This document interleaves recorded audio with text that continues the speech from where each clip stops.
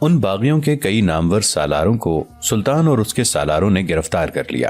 اس طرح سلطان اور اس کے سالاروں کی جرت مندی اور عقل مندی کے باعث یہ ہولناک فتنہ بھی مکمل طور پر دبا دیا گیا۔ اس فتنے کو دبانے کے بعد سلطان نور الدین زنگی کے ہاتھ اس قدر مال غنیمت اور قیدی لگے کہ مال غنیمت کا ایک حصہ خلیفہ بغداد کو، موصل میں اپنے بھائی سیف الدین کو اور قونیہ کے سلطان مسعود سلجوقی کو بھی بھیجوایا۔ سلطان نور الدین زنگی کی اس فتح پر مسلم شاعروں نے بڑے طویل اور تاریخی قصیدے لکھے۔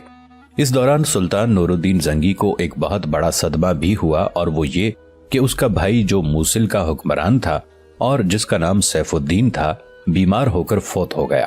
اس کی جگہ پر موصل کا والی سلطان نور الدین زنگی کا دوسرا بھائی قطب الدین نامزد ہو گیا۔ اس موقع پر نور الدین زنگی اور قطب الدین کے درمیان کچھ اختلافات بھی ہوئے، لیکن معاملہ بڑھنے نہیں پایا۔ مرنے والے سیف الدین کے وزیر جمال الدین نے دونوں بھائیوں کے درمیان یہاں اس قلعے میں اپنی قوت اور طاقت کو مجتمع کرنے کے بعد فنش اب طرابلس پر حملہ کر کے اس پر قبضہ کرنے کے متعلق لاہ عمل تیار کرنے لگا تھا۔ لیکن فنش کی بدقسمتی کہ ریمنڈ بھی بیکار نہیں بیٹھا تھا۔ اس نے اپنے خاص آدمی بالبک سلطان نور الدین زنگی کی خدمت میں بھیجے اور سلطان سے التماس کی کہ حسن مریمہ فنش نے مجھ سے چھین لیا ہے۔ اگر سلطان نور الدین حسن حریمہ پر حملہ آور ہو کر اس کو فنش سے آزاد کروا کر اپنے قبضے میں کر لے تو وہ فنش کی نسبت حسن حریمہ پر مسلمانوں کے قبضے کو ترجیح دے گا۔ اس طرح طرابلس کے حکمران ریمنڈ نے سلطان نور الدین کو اجازت دے دی کہ وہ اگر حسن حریمہ فتح کر لے تو اسے کوئی اعتراض نہ ہوگا۔ ریمنڈ کا یہ پیغام ملتے ہی سلطان نے اپنے لشکر کے ساتھ بالبک سے کوچ کیا اور حسن حریمہ کا رخ کیا۔ معین الدین جو اس وقت بالبک میں مقیم تھا، وہ بھی اپنے دوستوں کے ہمراہ سلطان کے ساتھ ہو لیا۔ حسن حریمہ پہنچ کر سلطان نے اپنے لشکر کو شہر کے باہر پڑاؤ کرنے کا حکم دیا، جبکہ فنش والی تولیتا نے مسلمانوں کا مقابلہ کرنے کے لیے فصیل کے اوپر ان گنت لشکری پھیلا دیے۔ صرف فصیل کے اوپر اس قدر لشکری تھے کہ جن کی تعداد سلطان نور الدین کے کل لشکر سے بھی زیادہ تھی، اور صلیبیوں کا جو لشکر شہر کے اندر محفوظ تھا وہ اس کے علاوہ تھا۔ جب لشکر خیمہ زن ہو چکا تب سلطان اپنے خیموں سے باہر شہر پناہ کی طرف آیا۔ اس وقت اس کے ساتھ شیر کو مجدد الدین، شمس الدین، خلتخ اور دوسرے نامور جرنیلوں میں نجم الدین، اسامہ بن مرشد، فخر الدین مسعود اور کچھ دوسرے چھوٹے سالار تھے۔ سلطان کچھ دیر تک حسن حریمہ کی فصیل کا جائزہ لیتا رہا، پھر اپنے سالاروں کو مخاطب کرتے ہوئے وہ کہہ رہا تھا: عزیزان من، حسن حریمہ کی فصیل تمہارے سامنے ہے۔ اندلس کا سورما فنش ایک بہت بڑے صلیبی لشکر کے ساتھ اس کے اندر موجود ہے۔ تم دیکھتے ہو جو لشکر اس وقت فصیل کے اوپر دکھائی دے رہا ہے، اس کی تعداد ہمارے اپنے لشکر سے کہیں زیادہ ہے، لیکن ہم نے حسن حریمہ کو اپنے سامنے زیر ضرور کرنا ہے۔ اس موقع پر اسد الدین شیر کو سلطان نور الدین زنگی کو مخاطب کر کے کہہ رہا تھا: سلطان محترم، یہ جو صلیبی اس وقت حسن حریمہ کی فصیل پر ہیں، عنقریب یہ فصیل کے اوپر نہیں دکھائی دیں گے سلطان محترم۔ اسد الدین شیرکوہ کو رک جانا پڑا، اس لیے کہ مسکراتے ہوئے سلطان نور الدین زنگی بول پڑا تھا: شیرکوہ میرے عزیز، میں دیکھتا ہوں یہ جو صلیبی لشکر اس وقت فصیل کے اوپر ہے، ان میں سے بہت سوں کے سر پک چکے ہیں جو کٹنے والے ہیں، اور بہت بڑی مشکل سے جانے بجا کر یہاں سے بھاگ پائیں گے۔ جو لاہ عمل میں نے حسن حریمہ پر حملہ آور ہونے کے لیے تیار کیا ہے وہ یہ ہے کہ پوری طاقت اور قوت سے شہر کے اوپر حملہ کر دیا جائے۔ جو لشکر اس وقت ہمارے پاس ہے اسے 3 حصوں میں تقسیم کر دیا جائے۔ ایک حصے پر فخر الدین مسعود کو سالار بنایا جائے، اسامہ بن مرشد اور نجم الدین دونوں کو اس کے تحت کر دیا جائے۔ ان کے ساتھ لشکر کا وہ حصہ ہوگا جو تیر انداز ہیں، جو بے خطا نشانہ لگانے کے ماہر ہیں۔ دیکھو، جب ہم شہر پر حملہ آور ہونے کے لیے پیش قدمی کریں گے تو ظاہر ہے فصیل کے اوپر جو لشکر ہے وہ ہم پر تیر اندازی کرے گا۔ ان کی تیر اندازی کو ناکارہ بنانے کے لیے فخر الدین مسعود، اسامہ بن مرشد اور نجم الدین اپنی کارروائی کریں گے، اور ان سے بھی زیادہ ہولناک انداز میں شہر کی فصیل پر تیر اندازی کریں گے۔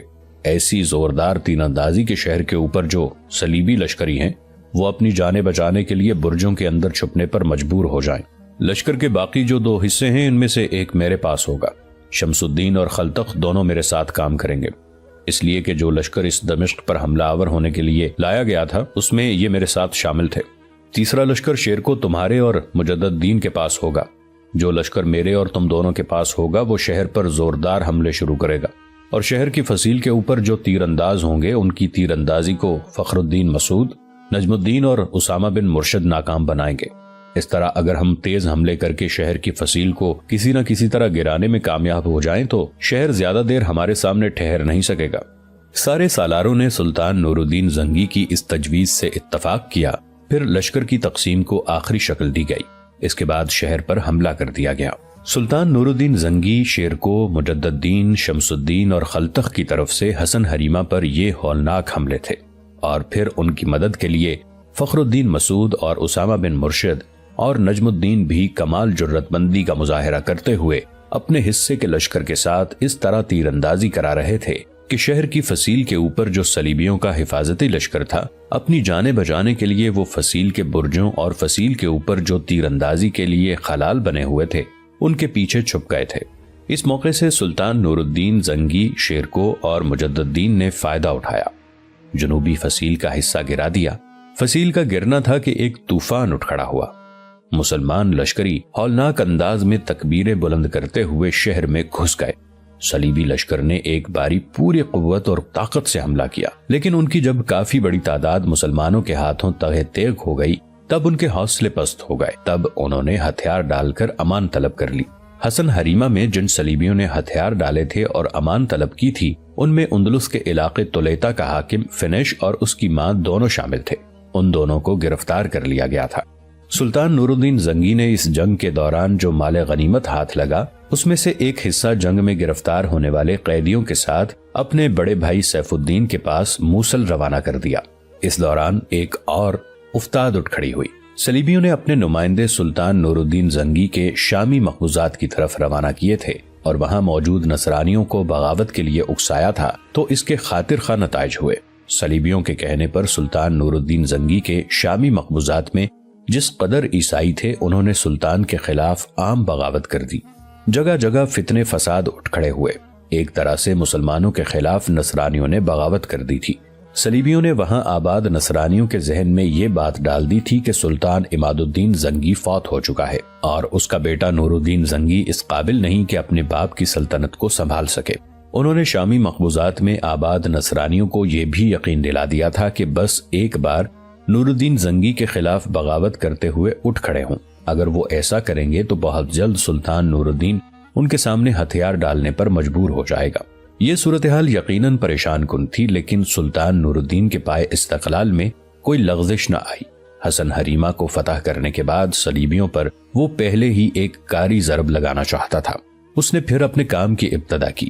اس نے اپنے لشکریوں کے کئی حصے کیے اور انہیں مختلف شہروں اور علاقوں جہاں نصرانیوں نے بغاوت کھڑی کر دی تھی انہیں فرو کرنے کے لیے روانہ کر دیا تھا۔ خود بھی سلطان اس بغاوت کو سر کرنے میں پیش تھا۔ نصرانی بلوائیوں کا خیال تھا کہ انہوں نے جو سلطان کے خلاف بغاوت سرکشی کی ہے، اس میں وہ ہر صورت کامیاب ہوں گے۔ اس کے علاوہ طرابلس کے حاکم ریمنڈ نے مسلمانوں کے خلاف ایک اور سازش کھڑی کی۔ اس نے بے شمار اور ان گنت صلیبیوں کو ایک جگہ جمع کیا اور انہیں یہ مشورہ دیا کہ وہ سب متحد ہو کر حلب کی طرف پیش قدمی کریں۔ سلطان نور الدین اپنے مرکزی شہر کی حفاظت کے لیے جب ان کے سامنے آیا تو آدھے صلیبی سلطان نور الدین کو اپنے ساتھ الجھائے رکھیں اور دوسرے آدھے صلیبی علیحدہ ہو کر حلب پر حملہ آور ہوں۔ اس طرح سلطان نور الدین کی عسکری قوت دو حصوں میں بٹ کر کمزور ہو جائے گی اور اس پر قابو پانا آسان اور سہل ہو جائے گا۔ ان سب نصرانیوں نے جو طریقہ کار طے کیا، اس کی خبر وقائع نگاروں نے فوراً سلطان کو کر دی۔ سلطان اپنے سالاروں کے ساتھ اپنا لشکر لے کر نکلا۔ وہ ابھی اپنے عمل کی ابتدا بھی نہ کر پائے تھے کہ سلطان ان پر وارد ہو گیا اور ایسا حملہ کیا کہ ان گنت صلیبیوں کو موت کے گھاٹ اتار دیا اور وہ بے سر و سامانی کی حالت میں بھاگ کھڑے ہوئے۔ اس سازش کے متعلق علامہ ابن کثیر کا بیان ہے کہ اس لڑائی میں ان گنت نصرانی مارے گئے اور جو باقی بچے ان کی تعداد کافی کم تھی۔ جو غلط فہمیاں تھیں وہ دور کر دیں اور سیف الدین کی جگہ نور الدین کا دوسرا بھائی قطب الدین موصل کا والی مقرر ہو گیا۔ اس موقع پر سلطان نور الدین نے ایک اور قدم اٹھایا، منجا کا علاقہ بھی چھوٹے بھائی قطب الدین کو دے دیا۔ اس طرح دونوں بھائیوں کے درمیان صلح و اتحاد قائم رہا۔ ایک روز کارلوس اور سمرون دونوں بھائی نشست گاہ میں بیٹھے باہم گفتگو کر رہے تھے کہ مکان کے دروازے پر کسی نے دستک دی۔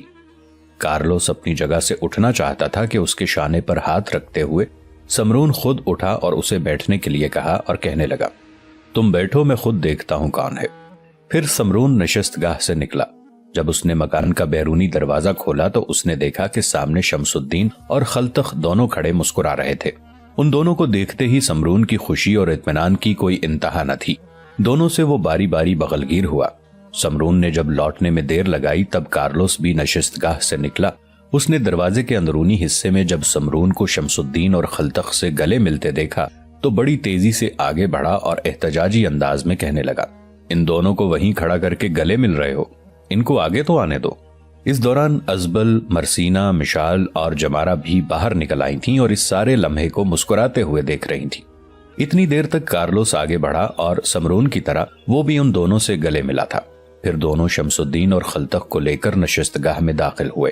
ازبل، مرسینہ اور مشال بھی نشست گاہ میں آ کر بیٹھ گئیں، لیکن جمارہ دروازے پر ہی کھڑی رہی۔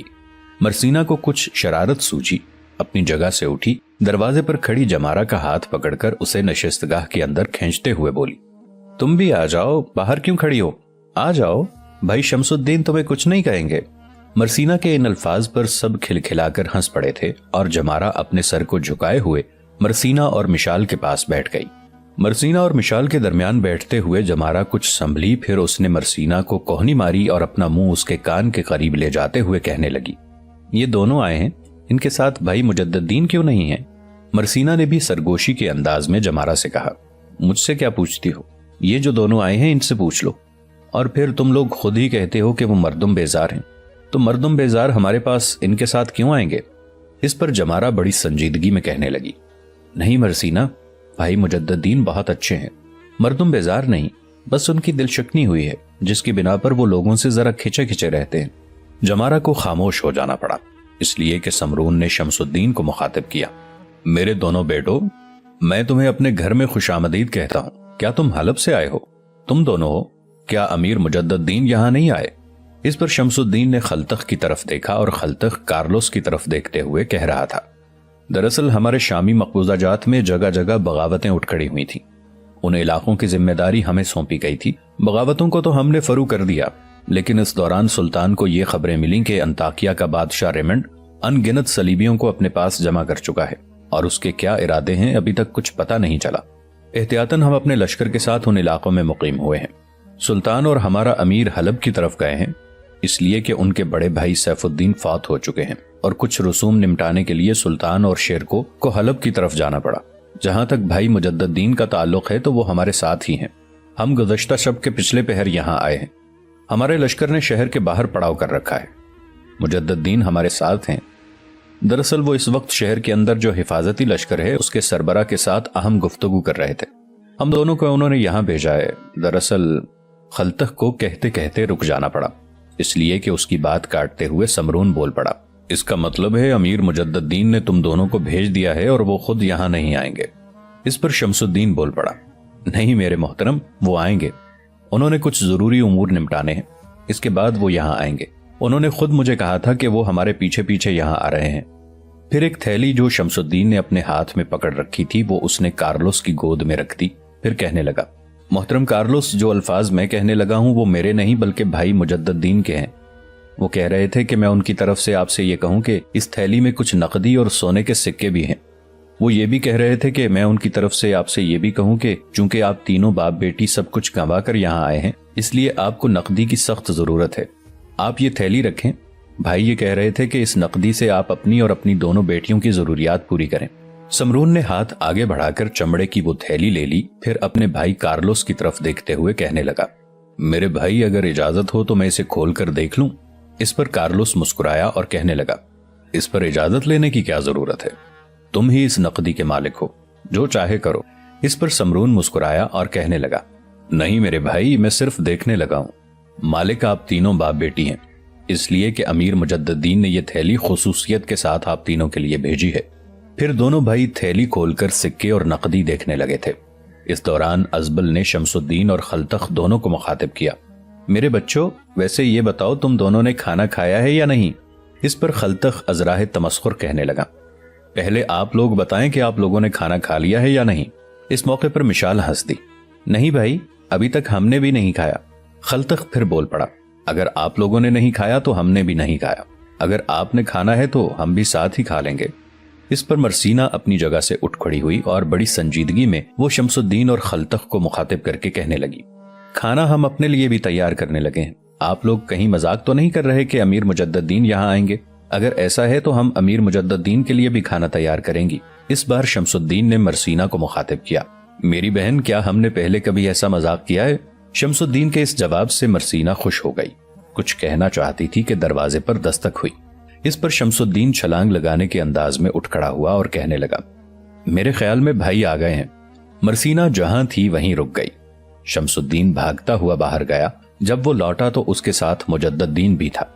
मुजद्दद्दीन जब कमरे में दाखिल हुआ तो सब अपनी जगह से उठ खड़े हुए। बारी बारी कार्लोस और समरोन आगे बढ़कर उससे गले मिले। फिर कार्लोस ने मुजद्दद्दीन को अपने साथ लिपटाकर अपने पास ही बिठा लिया। मुजद्दद्दीन को देखते हुए मरसीना थोड़ी देर तक अपनी जगह खड़े होकर मुस्कुराते हुए उसकी तरफ देखती रही। मुजद्दद्दीन के आने से उसकी हालत ऐसी हो गई थी जैसे रातों के सायों का फरगल सदियों के प्यासे वस्ल स्थान पर नाच उठे हों, जैसे लब से रंगो दास्तान अंदाज खामोश में अपनी सदाकत भरी रूदाद कह उठे हों, जैसे चाहोतन के उबलते सीने पर अपनायत के सजे सहीफों ने धनक रंग जज्बे ओढ़ लिए हों। वो नूरो जमाल के निगहत और हम आगोश की ख्वाहिशों जैसी पुरकशिश, पुरलताफत सातों में हुरूफ मोहब्बत और चश्मे इल्तफात की नजर जैसी हसीन ख्वाबों की ताबीर के नशे और लम्हों की तन्हाई में खैरामा और नौजायदा सुरूर जैसी पुरजमाल होके रह गई थी। उसकी चश्मो नजर में सपुर्दगी का एक खुमार था और उसकी कमर के जाविये, उसका बिलोर से तराशा बदन, उसके रख्शंदा लबो रुखसार की ताबिश और बदन पर सजा उसका कासनी पैराहन उसे मुजस्सम कयामत खेज लम्हों और सब्जाजारों पर दमकती शबनम की अफशां से भी कहीं ज्यादा पुरकशिश बनाकर रख गए। मुजद्दद्दीन के आने पर चूंकि बाहर जाने के लिए मरसीना खड़ी थी, लिहाजा दोबारा अपनी नशिस्त पर बैठी नहीं, वहीं खड़ी रही। फिर उसने जुर्रतमंदी का इजहार करते हुए मुजद्दद्दीन को मुखातिब किया, अमीर मुजद्दद्दीन, आपकी आमद से पहले हम तीनों बहनें खाना तैयार करने के लिए उठने लगी थी। अच्छा हुआ आप आ गए। खाने में आपकी पसंद की कोई चीज हो तो बताएं, हम वही तैयार कर देंगे।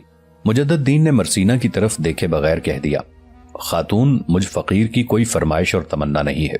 मैं एक खाने खुदा परस्त और तारिकुल लज्जात इंसान हूँ। मेरे जैसा इंसान थोड़े और मुख्तसर से खुर्दोनोश पर ही खुश हो जाता है। मुजद्दद्दीन के इन अल्फाज पर लम्हा भर के लिए मरसीना और अफसरदा सी हो गई, मगर वो जल्द ही संभल गईं।